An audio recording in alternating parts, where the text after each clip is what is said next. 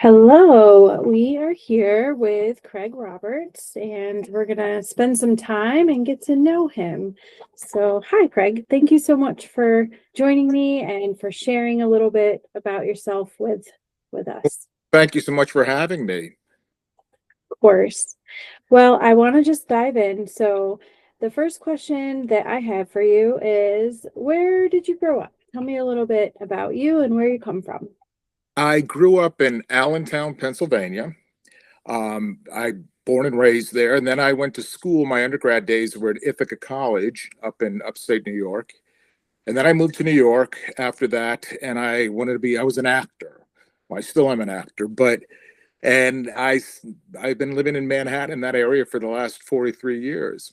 I started teaching in 2002, really out of necessity, and then I did that career for 22 years or so until I retired, and now I have a place up here in Greenwood Lake, New York, where I'm currently situated. And you teach. I taught middle school in the Bronx, primarily, well, I would say humanities. It was social studies and English, and theater. I always had an acting class. So my last 5 years were mostly theater. I would say more like academic drama, because it wasn't so much performance based, but more just using theater as a means to just increase their skills. That's super fun. I bet you have a lot of fun stories from that time. Oh, I'll tell you, because I came into it later.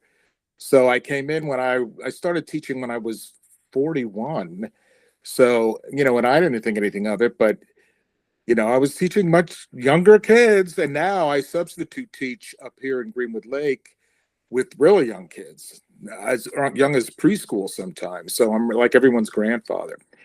But I learned a lot. You learn a lot from kids. You do. You learn a lot. And it was a very challenging experience, especially in the Bronx, because this was a tough, tough neighborhood. But I don't know. In hindsight, I'm glad I did it. Well, I kind of had to do it. You're always an actor, but that doesn't mean you can always pay your rent. That's so true. That's so true. All right. So, other than poetry, we know that teaching makes you tick. What else is there?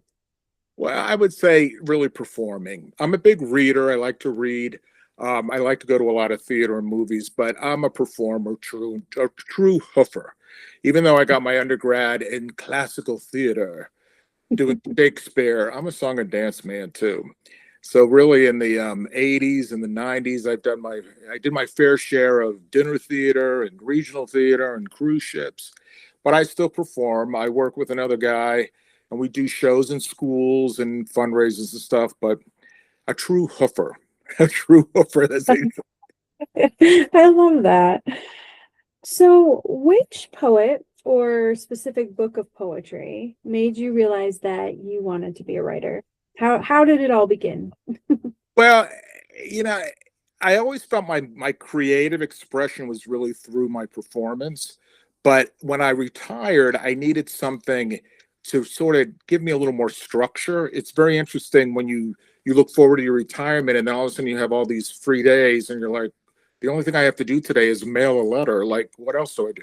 And that's when I started writing, and I took some courses online. But I must say, from the very beginning, I've always been inspired by Shakespeare. He was always, I loved the courses I took, not so much in high school, but when I was in college, because it really turned me on to the Bard. Um, and when I taught Shakespeare myself, I try to use the same technique, because you can't just open the book and start reading it. That's a big snore, even for people that love Shakespeare. You have to get into it. But I really loved his sonnets too. And, a lot of that work has inspired me as I write. Um, Not so much to be writing a sonnet, but just sort of the fact that he could write a short sonnet and express so much in that just a few lines. So, Shakespeare too. I actually, to my professor's dismay, I did a lot of writing during Shakespeare class. I oh, don't know if really? Well, I'll but tell you, I but paid attention though. I worked with Lincoln Center a lot as a teacher. with their seminars and such. And I work with like some people that work with Shakespeare and Company. There's, and plus I did a semester study in London. And I think that was really the big turnaround because they don't treat it the same way over there. I mean, they do it all the time, but here in America, it's always like Shakespeare, Shakespeare, quote unquote Shakespeare. And it's like, no, that's a snore. Like, you have to understand it. I mean, he was writing for the masses and they're like really juicy stories. And the reason that he's a genius is because he could write about universal feelings and tones. And, from a long time ago, and still for this day, you can look at A Winter's Tale, and look at that and go, yeah, that still happens, or Othello, or Romeo and Juliet, So I think it's really a disservice when you have a professor or a teacher that's like, okay, open, let's look at the prologue, because right away you're going to get the Z's. People are going to be like, oh, I'm going to write my own stuff. Well, I still loved Shakespeare. I just was so inspired during the class that I just had to write stuff Oh, down. really? So Okay, well, that's yeah. good, though. You were inspired, so that's good, though. Yes. So what is poetry to you? It's interesting. I never really consider myself a poet. And to tell you the truth, I never really even liked poetry that much when I was in school. I mean, it was okay, but it wasn't my first go-to. But the thing that I like about poetry is you can express your feelings with few words. And it's the structure. You don't have to go on and on and on. If you find the right words and the right cadence and the right combination, you can really, it's like a novel in a short, in a few stanzas. And that's what I like about it, because I do a lot of free verse. I do some rhyming, and I play around with the different structures and such. But, my big thing is free verse. And I don't know. And it's interesting because when I started putting it out there with the classes that I take online, when I was sharing it, or some of the places where I submit my work, that's what's getting the attention. And I thought in the beginning, I was like, oh, okay, all right. Okay, I guess this is it. But that's what I think I like the most about it, because I think you can express so much in few words. And I especially like haiku. Haikus are great because it's like, oh my gosh, a great haiku is the whole story in itself. Yes. Who is it? Hemingway, he wrote the shortest story. Was it like 6 words or Yeah, something?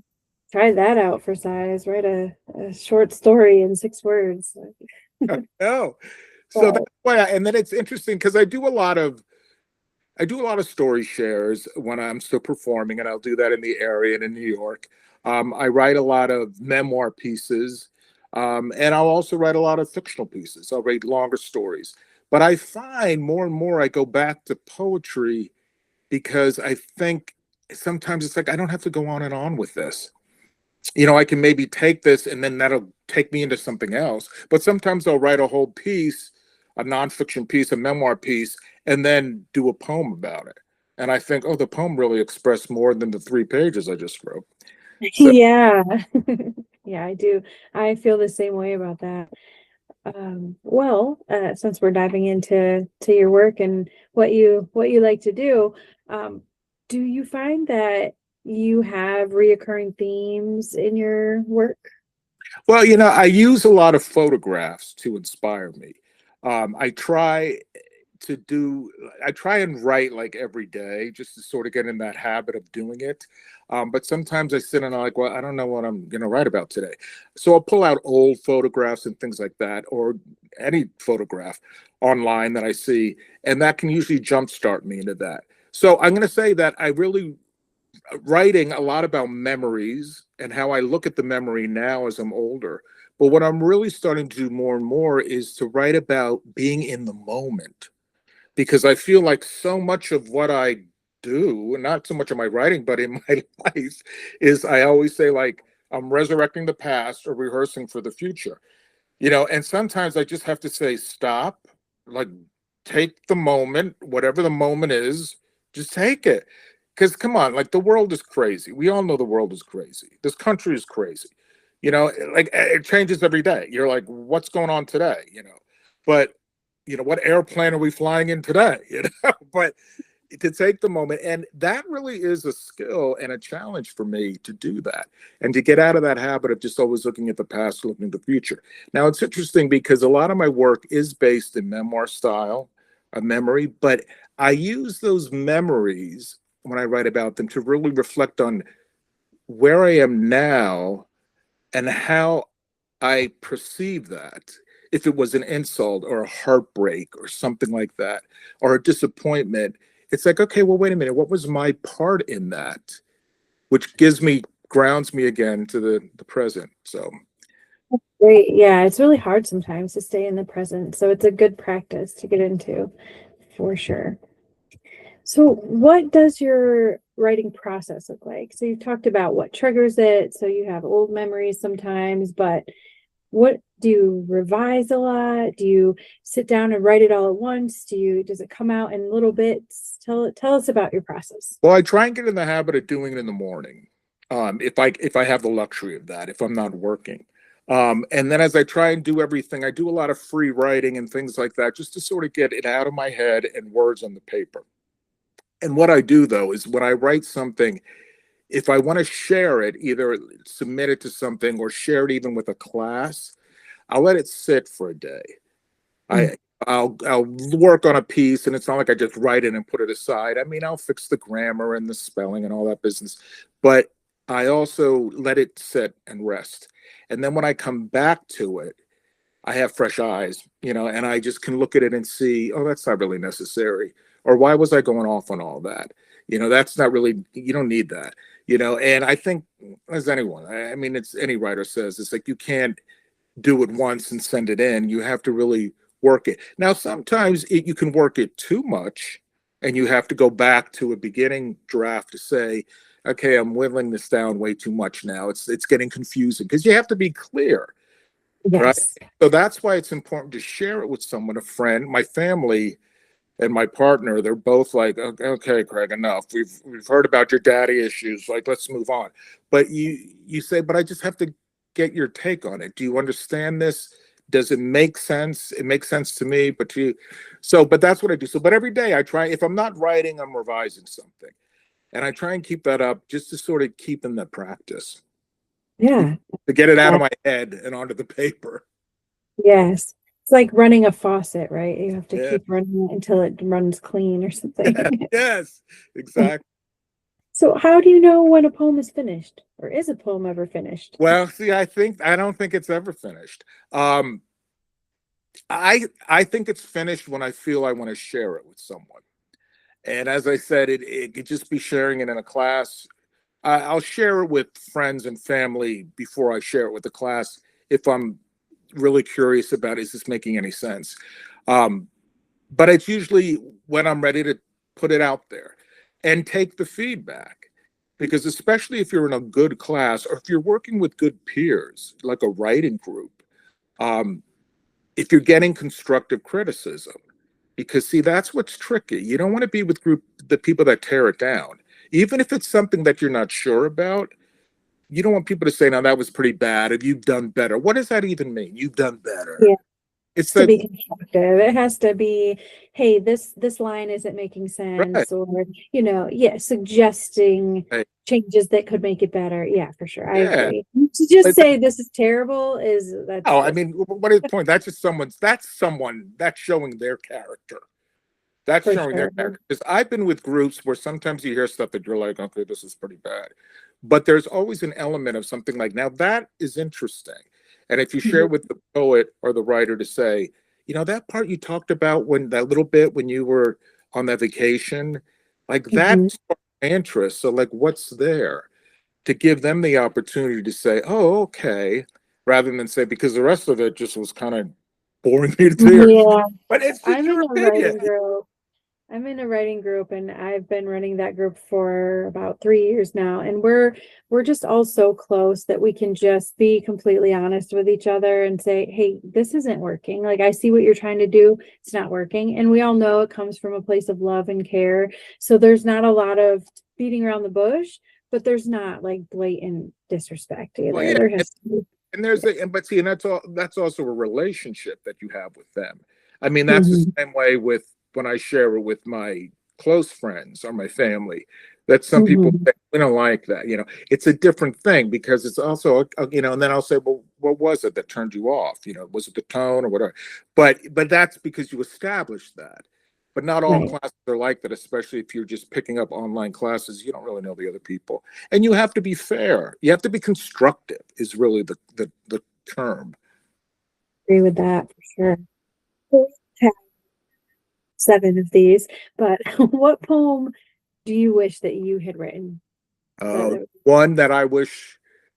Okay, now this is going to sound so teachery, so academic, but Sonnet 29, Shakespeare's Sonnet 29, I really like. It's very short. It's not too short, but it just is incredible. And I use that if I have to do an audition for something, a Shakespeare piece. And it's really great because it's really talking about someone who's just like, I'm jealous of people that have more money and I'm just feeling horrible about myself and nothing's all right. But then when he thinks about his love, then it's like, but something that makes it okay. And so it's that switch of the lamenting, which we all do. Oh my God, everything's going wrong for me. And she has more money than I do. And then at the end, you're like, but something, it's once again, even going back to living in the moment. But wait a minute, it's your love. I mean, as long as I have that, I'm like a lark singing in the morning. And I think it's incredible because it's kind of like you said so much. It's just a short little poem. And it's a great opportunity to show different sides of your acting if you're using it for an audition. So yes, I wish I had written that. You have that one memorized? What was that? You have that one memorized? Yeah, I did. I mean, I now I have to go back and I auditioned with that, I don't know, like maybe a year and a half ago.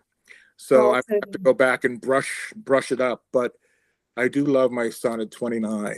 I was gonna put you on the spot if you said Oh, to yes. do it? Well, I could pull it up and do it. I could pull it up on my screen. Do you want me to do it for you? Yeah, yeah, I Okay, would like here, that. let me pull it up. You can still hear me, right? Yes, I can. Okay. Oh, I hope I do it one now. I shouldn't have bragged so much. Okay, pull it up. Sonnet 29. I hope I don't screw it up. Okay. Here we go. When in disgrace with fortune in men's eyes, I all alone beweep my outcast state, and trouble deaf heaven with my bootless cries, and look upon myself and curse my fate, wishing me like to one more rich in hope, featured like him with friends possessed, desiring this man's art and that man's scope, with what I most enjoy contented least. Yet in these thoughts, myself almost despising, haply I think on thee, and then my state. Like to the lark at break of day arising from sullen earth, sings hymns at heaven's gate. For thy sweet love, remembered, such wealth brings, that then I scorn to change my state with kings. How did I do? Okay. How did I do? Was it okay? Yes, thank you. So it's really interesting that you like to write free verse, but you're very drawn to Shakespeare's sonnets. So I'm going to ask you a little bit about rules when it comes to writing. How do you feel about them, for one? And is there a rule that you always think is meant to be broken? Well, being a teacher, I always say, like, your grammar and your spelling, and then the rules to be broken, your grammar and your spelling. But the thing is, I think it's important to know the foundation. So, I mean, you can, of course, with poetry, take, advantage of the form, the genre, especially if you're rhyming. But I think it's important to know the basics. It's like with anything, with dancing, you have to train with ballet if you really want to be a good dancer. You need that. And the same with acting. You have to train in classical verse and such in order to really be a good actor. But yeah, so that's kind of like the rules I use. When I do a free write, I try and keep it in sync. A lot of times it's just coming like, verbatim as I'm coming out of my head. So when I go back, when I first read it, I'll fix it because a lot of times I'll use the wrong verb or tense or whatever it is. But then I play around with it because I'm like, well, what really works better here? What would sound better? Maybe I'll abbreviate this, and it's true. I mean, even though I like the sonnets more, I don't know. I find I have more expression and more freedom doing a free verse because I find that when I really try and do a rhyming poem, and I just shared one last year at a poetry slam down in Delaware, which was a rhyming piece. And I thought, okay, and I don't know, I don't have as much confidence in that. And I know people, some of these classes, these women, men, they present these incredible poems with so much feeling in the rhyming. But I was like, I don't know, but they wanted to see it. See, once again, it's like what they wanted. And I'm like, okay, here we go. And it was all right. It was good. But I don't know, it's a challenge. It is a challenge. Yeah, I find it to be challenging for sure. How do you think your writing has evolved over time? Well, that's also another interesting question, and which made me think when I was reading the list last night. When I first started doing the classes, when I was writing on a regular basis, and not for school and not for teaching, but just for me and sharing it, I equated it with like chicken soup for the teacher's soul. It was very like my grandmother's kitchen and the smell of the baked goods, which is all fine, but everything was very like the sun will come out tomorrow and let's smell the flower. And then one class, 2 or 3 classes ago, online sessions, I remember it wasn't the teacher, it was another one in the class that said, not to me specifically, about being a little more honest and being truthful. And that's when I started to think, you're kind of right. No one really wants to hear all that all the time. That's the Hallmark version of what it should be. So that's how it's evolved because I'm being more honest and truthful with my writing, with myself, and with what I'm willing to share. And it's interesting because I'll share it with people, not necessarily the family again, but classes. And then afterwards, there's that sense of like, oh my God, why did I share that? Well, there's a part of me that immediately I'm like, oh, why did I air that dirty laundry? And then I step back to say, but that's what makes good writing. People want to see your vulnerability. They want to hear. And the thing that I find nice, if that's the right word, but is that like you're sharing it with other people and they're experiencing something with that. Not so much like, oh, I know what you're talking about. I went through this whole thing, but that's the give and take. So, and that's what's interesting because things that I have submitted, there's one piece that just was accepted I heard it the other day. I just got the email, a review. I don't know when it's going to come out, but it was a piece that I thought, well, that was pretty bleak. That was out there. It was really revealing. And it's funny because then I went back. I have to always go back and I keep a list of like what I've submitted to different places. And I'm like, oh my God, that's the one they picked. Of the 3, that's the one they picked.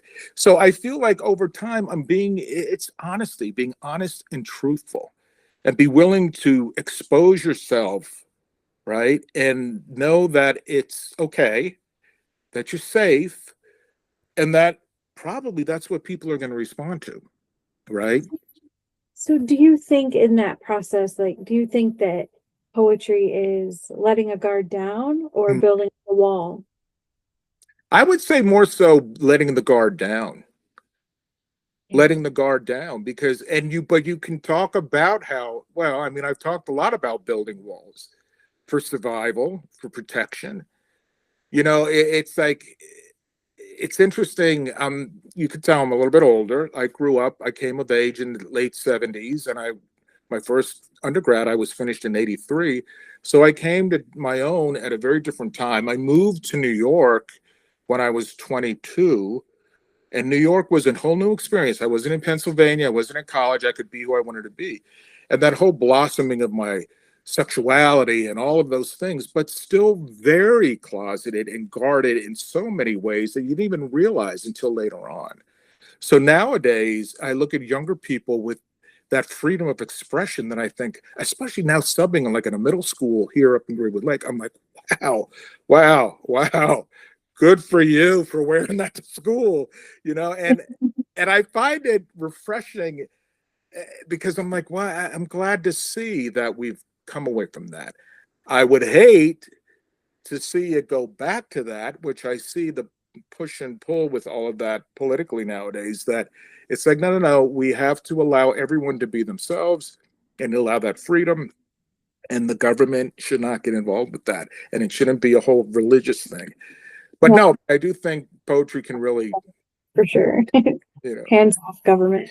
I feel like, as long as you're not infringing upon anyone else's freedoms and rights, then just let everybody live their life, Right. I do agree with that. So poetry gets like a stigma, right? And there's a lot of misconceptions about it. So what is one misconception about poetry or poets that you would like to set the record straight on? Well, and this is sort of going back to how the way I viewed it going up through my formative years. It's not academic. It's not stuffy. It's not stilted. It's not like, oh, isn't that cute? I think it's more revealing than some written pieces, full pieces. I think that a good poet, and some of the contemporary poets, are incredible to me because I think they can express so much with saying so little in a way. I also like to read books in verse, like stories that are all written in verse. I find that, first of all, for a younger person, I'm like, it's a much easier read, but it's not always, because you really have to be on top of it. I mean, I should say it's a faster read, well, for me, but you still have to sort of understand the undercurrents and the subtext and, the use of a word, how they used it, is it dangerous or is it perilous? I mean, that, the tone, just one word can change it, so, but whatever the case, but when I was teaching, I would say to a lot of my students, like, pick up this. I really liked Margarita Engel. I don't know if you ever read her. She's a Cuban American poet that writes about the Cuban experience throughout history. And she's written several books of poetry and stories in verse. And I also think that, and this is kind of going to your next question, that, look at songs. I think like Patti Smith well, first of all, she's an incredible poet, right? I think Linda Perry, if you know who that is, she writes for Pink. And she was with Four Non-Blondes when their big group was back. She's another one too that it's like, wow, when you listen to the lyrics of a song, which is poetry, it's incredible how you can get so much power in the words, But a couple that I really like are here. What do I have written down here? Linda Perry, Patti Smith, Jason Reynolds, who wrote Long Way Down, which is another book that is incredible. That was all written in verse. But I also like Langston Hughes. I always think that, and all of them really. I mean, the classic poets throughout the ages. But I don't know. But that's what I think. I think it really is very accessible. And I think sometimes the misconception is like, oh, poetry, that's not for me. And it's like, really? Because think about it. If you like music, you like poetry. What was that? So then who is poetry for? Who's it for? It's for everyone. I mean, I think it's just like, first of all, I think you experience poetry all the time, like every day, and you don't realize it, but it's like, even just think about commercials, advertisements, that's poetry. It's the rhythm of the language. It's the cadence of the language. It's the structure of the sentence. It's the word choice, and it's like how one word can change the whole feeling. Well, go back to Shakespeare. Like one word can really change. Oh, what are you trying to say? Are you being nice or are you stabbing me in the back? I always would say to students, especially in our acting classes, it's like, are you going to say to someone, hey, that's a really nice outfit, being sincere? Or are you saying, oh, that's a really nice outfit? meaning, it's the same thing. But then Yeah. again, it's like, how do you interpret it? But then again, the poet, the writer, they take it even further by adding an adjective in there that oh, I know what she's getting at. Yes. It's what was that book? It's all in how you say a thing. Yes. Oh yeah, it's language is fun. It's fun. Do you think that performance is about the poet or the poem? That's an interesting question. Performance, well, it's interesting you're saying that to me because I do a lot of speaking, as you can tell, because of the acting background. So a lot, and the reason I say that and I hesitate is because I was in a class recently online and they said, and it wasn't really insulting, it was just more curious. They said, well, is it my writing or the way he reads it? Because they said, if you ever get anything published, you have to do your book on tape. And I thought, oh, that's interesting. So, then I thought, well, why doesn't someone else read it and see how they interpret it? Because I think that, yeah, I mean, when I read my stuff and then when I share my stuff verbally, people enjoy it. And I can really drive home the points. So I don't know. But I also think unless you have a good foundation, it's not improvisation. It's like you need the material. If you don't really have that, what are you going to do with that? It's just going to be rambling, right? So I like this chicken and egg question. Chicken, which came yeah, first? yes. Oh my gosh, you got me talking here. You're probably like, is he ever going to be quiet? No, no, not at all. That's why we're here. So, do you have any advice for aspiring poets? Well, I just think get the ideas out of your head and get the words on paper. Try and get into a habit of doing it, keeping a journal. I like to do it on the computer because it's easier for me than the motor skill of writing everything down. If you come across something as you're on the subway or doing anything, jot it on a piece of paper or put it in your phone. If you hear a phrase or a word or like even a conversation, put in your phone so you can go back because it'll just trigger you and go, oh yeah. And even from that phrase, it can go into a whole story, a poem, whatever. Absolutely. As a matter of fact, and with me, I use a lot of photographs, but Mhm.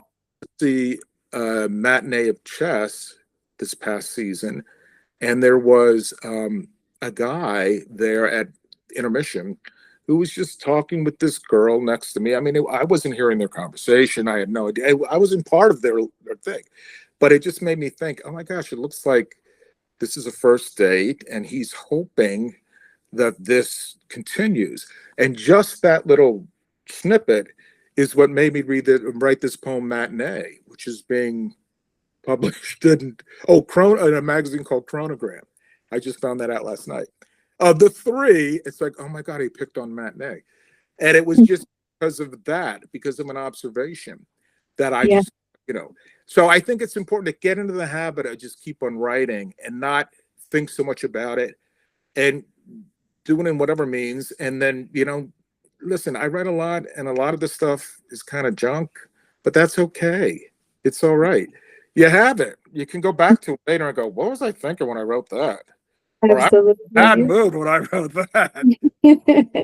But Yeah, the thing is, that's okay. And I think that's, as a writer, I think that's what it's all about, getting it out of your head and getting it on paper, right? The absolutely. work down. I do agree with that. So before we go, would you like to read one of your own poems? Oh, sure. Which one do you want to hear? Well, that's completely up to you. All right. Can I read you one that I just was working on today? How's that? Of course. Yeah, go Okay, for it. let me pull it up. And I hope now, gosh, maybe I should, well, whatever. Listen, as I said, being honest, right, and being truthful and revealing. My mother, I just went to see my mother. My mother is in Delaware living with my sister.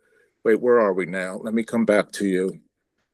She's living with my sister in Delaware. She's 91. She's now slowly fading away. And I was there this weekend, and it's hard because she was up by me for a while. And then we had to move her down because she just was getting to a point where she needed the assistance. And now she really is completely dependent on my sister for everything. And she gets confused. So it's very hard for me when I leave and even when I come because I see what's happening. So this is and I use my writing as a means to sort of deal with these things, right? So this was on my mind and I had to do something with it. And this is what happened. So this is called watching a life fade away. What happens when your time on earth is quietly drawing to a close?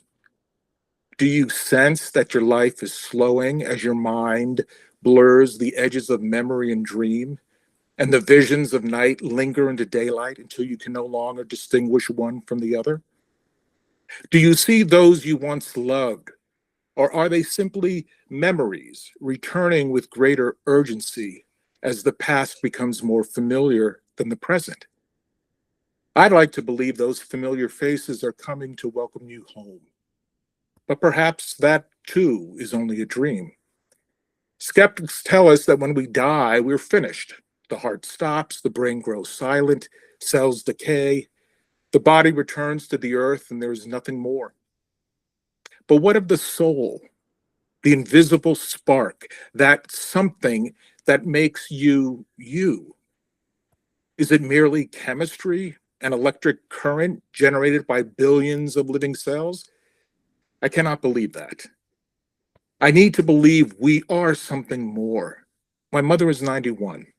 She is slowly saying goodbye. Some days she is fully present, quick to smile, ready to laugh. On other days, the world is confusing, frightening, just beyond her grasp. As I prepared to leave her last Sunday, she looked at me and she quietly asked, "Is my mother coming?" Now, for a moment, I didn't know how to answer. Do I tell the truth? Do I offer comfort? Do I borrow hope? I finally said, "She isn't coming, but her spirit is with us. She lives in our hearts." My mother looked at me with bewildered eyes, then slowly drifted back into the fog, into the fade that now visits her so often. And I wonder, will her parents come for her when the time arrives? Will familiar hands reach out to guide her across whatever lies beyond, crossing over into a place where memory is whole again? Well, I hope so. I hope her spirit, her soul, continues its journey. I hope she finds peace.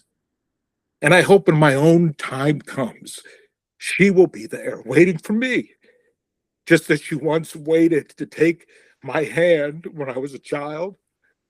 Watching a life fade away is also to recognize the quiet truth that one day it will be my own. But until then, I love, I remember, and I hope. And please Oh, excuse me for shedding a tear. Oh God. oh, that was beautiful. Thank you so much for sharing. Well, Thank you. that's something that, and even it's still very new. Um, and it's still, you can tell, really is very close to me, which is what Mhm. happened.